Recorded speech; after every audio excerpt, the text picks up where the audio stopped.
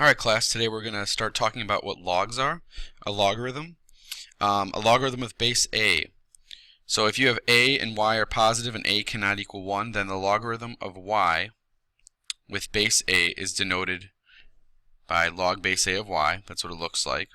And it basically comes from this exponential equation. Alright? If you have y equals a to the x, we can rewrite that as a logarithm where your base is its log base a of y equals the exponent. So this turns into the exponent over here. It's a way to set the exponent equal to the other stuff. So we also would say the expression log base a of y, I guess I just said it as I read it. So it would be log base a of y. So what I want you guys to do, well, what we're going to do, is just rewrite these. Now I actually find it easier to go from logs to exponential form because you always start with the base, raise to the power of 5, and set it equal to that number. So that would be 2 to the 5th is equal to 32. And again, that makes sense because the 5 is the exponent. So for this one, the exponent is 0. And the base is 5. So 5 to the 0 should equal 1. And sure enough, it does. Another way to think about it is, what power gets you from 5 to 1? Or what power can you raise 2 to get to 32? 5 and 0. Okay? 10 to the 1 is equal to 10. 10 to the negative 1 is equal to 0.1.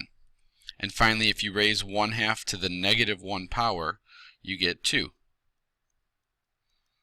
Okay? So now we have to kind of rewrite it the other way. Here are your base numbers, here's your exponent. So it's going to be 2 is equal to, and then the base is log, base 3, and then 9 is the other number. So 3 squared equals 9. Again, the exponent, it's equal to log base 8 of 1. The exponent is negative 2, and we have log base 5 of 1/25. Okay, so that's how you go backwards and forwards from the two forms. That'll come into play a lot when we're talking about inverses and all that. Special logarithm values. Okay, a logarithm of 1. If you have any log equal to 0, you know that this will be a 1 here, or anything log base a of 1 is equal to 0, because a to the 0 is 1. Okay, so you have log of any 1 here. If there's ever a 1 here, then you know the exponent had to be 0. Okay, and if you have the base is the same as this number, then this whole logarithm, or the exponent to get you from a to a, is just 1. Okay, so these are special ones. If you ever see any log of 1, you can say that's 0. And log base 3 of 3, for example, because those are the same, would be 1, because you need to raise it to 1 power. 3 to the first is 3. So let's evaluate. When you don't know, we could do this either by just looking at it, or you can write it equal to x and then rewrite it, just like we did up there. 4 to the x equals 64. And then you have to figure out, well, what is x? Well, 4 times 4 times 4. You can do what we did before and get x equals 3, or you can just know that. Alright, so this is saying what power, what's the exponent that I can raise 2 to get 0.125. So 2 to the x is equal to 0.125. Now, guys, 0.125 is 1/8. So 2 to the x equals 1/8. So some of you guys are going to get better at just looking at this. To get an 8 on the bottom, we have to flip it and cube it. So that means x has to be negative 3. Okay? Here, we are going to set this equal to 0. We want to know what is 1/4 to the what equals 256. Well, again, we have to flip this up and say it's 2 to the negative 2 to the x equals 2 to the 8th. So negative 2x equals 8, x equals negative 4. Okay? And finally, 32 to some power equals 2. Again, this is 2 to the 5th power. So 5x equals 1, and x equals 1/5. Which makes sense, because if you take the 5th root of 32, you get 2. So that would be your final answer. Okay. Now, on your calculator, you see two buttons. One of them is just log, and one of them is ln. These are two of our main logarithms we're going to be using. One of them is called the common log. So whenever you see just log, you assume a base 10. Okay? Whenever you see log base e, that could be rewritten, or sorry, yeah, so here you see it's just log of x, that is implied base 10. That's called a common log. Here, if you see ln of x, that's log base e. Okay, it's the inverse of the exponential function. What's nice about that is you can just type those into your calculator. So let's use our calculators to evaluate this. So if we look at the calculator, which I'll bring up right now, you notice that there is a log and an ln button on the far left, right above the store button and right below the x squared button. So if I want log of 7, you just type log of 7. So, and what that's telling you is, when you raise 10 to this power, you get 7. Okay?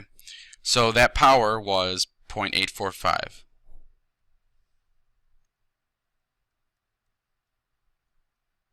So, let's do the same thing for natural log of 12. We just type in ln of 12. And again, what this means is if I raise e to this number, you'll get 12. And here's how you can check it. E to that number that we just found, and let's see what we get. We get 12. Okay, so that's how they go back and forth. 2.485 we'll round to, though, because it is a rounding one. 2.485. Okay, so now this is where it gets a little tricky, calculating f of g of x and g of f of x. So I'm going to write this one first. So we get f is that, so b to the, and then this is log base b of x.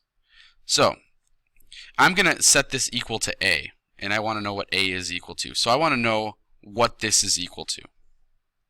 Well, in order to do that, I can write this in logarithmic form. My exponent is the log base b of a, so that's my exponent.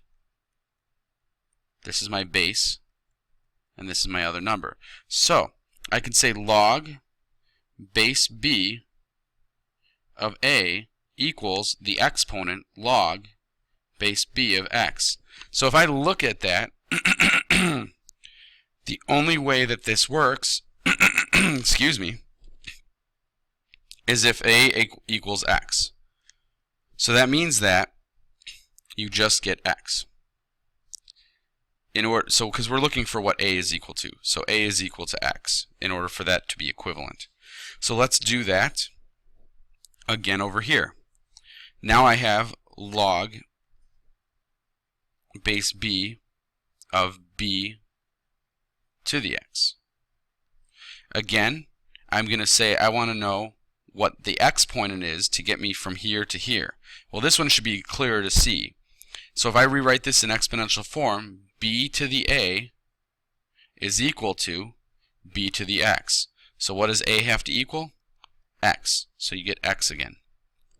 And hopefully you guys remember from last chapter, what does it mean when you do f of g of x and g of f of x, and you get x out both times? You find out that f of x and g of x are inverses. Okay? So, this is a very useful property. We can now know that if we have the same base as the base up here to a log, you end up just with x. And same thing, if you have base to the base of a power, you just end up with that power. So let's see how we can do this. This is saying 10 to the log base 10 of 7. Well, from that thing we just did up there, we know we're just going to end up with 7 because they're inverses of each other. 10 and log base 10. Alright. Here I'm going to rewrite 125 as 5 cubed. So I get log base 5 of 5 to the 3x. So what should we do? We now have base 5 of 5. That goes to 1 or away, and we're left with just 3x. So this is kind of like when we canceled out when we got the same bases, but we're doing it in log form. 9 is 3 squared. So I'll just times that to that. So now that I have the base of the same number to an exponent, we are just left with the exponent. Okay, find the inverse of each function. Find the inverse of each function.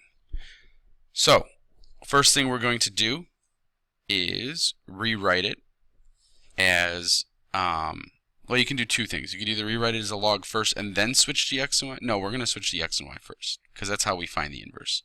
X is equal to 7 to the y. So now, what we're going to do is rewrite this as a logarithm. The exponent is y, so we're saying the exponent y is equal to log base 7 of x. So do you see how the inverse of this function is that? Notice how we're not using f of x anymore. That's okay. Okay, so just get it to y equals for here. I'm going to switch these around. Okay, so here's what we have, guys. Before we can do this, I want to rewrite this as log base e of 6y.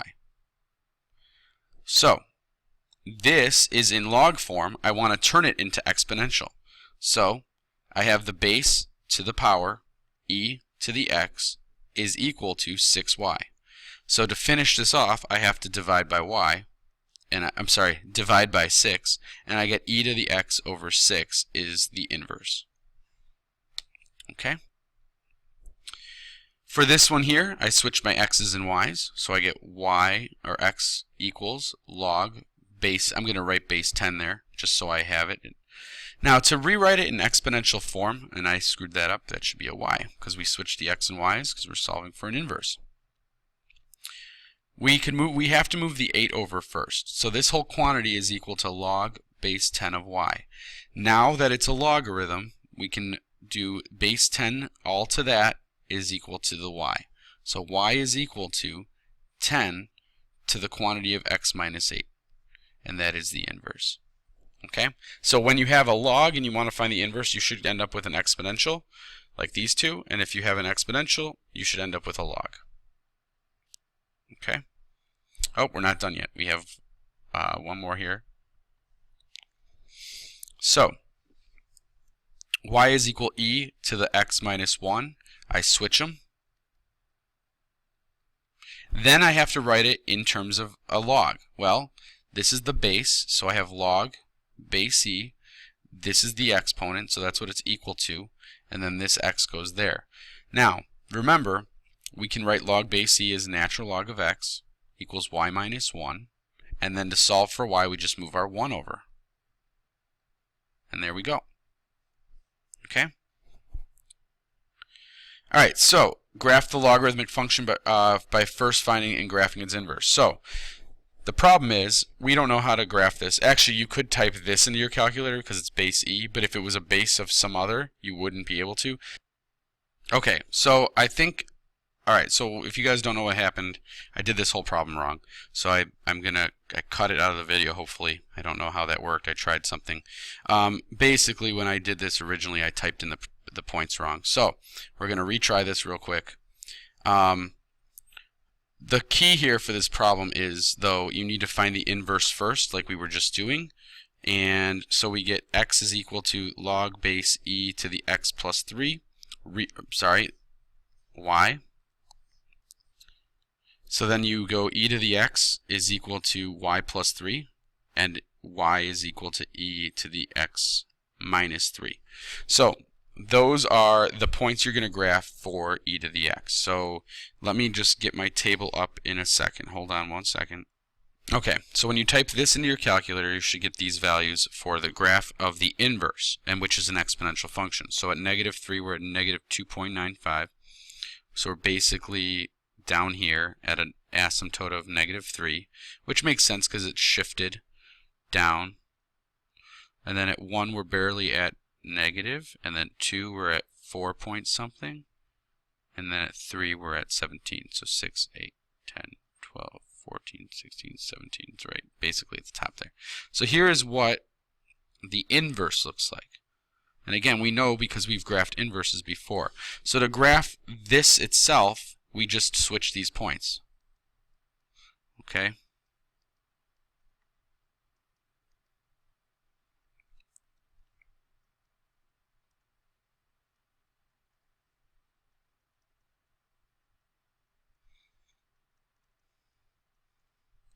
And then -3, -2, -1, 0, 1, 2, 3. So when we graph this, we go x is -3, y is -3, almost. So we're there. 2.86, -2, so right there, right there. And then at 0, we're at -2. At 1, or at -0.2, we're at 1. At 4.3, we're at 2. And at 17, 6, 8, 10, 12, 14, 16, 17, we're at 3. So here's our vertical asymptote for our log. Logs have vertical asymptotes as exponentials have horizontal. So that is our graph. And again, you can check that by typing it in to your calculator. So if we type in natural log of x plus 3, natural log of x plus 3, we get that graph there. Sure enough, it started there, goes off forever down. It's like a vertical asymptote. And then, yeah,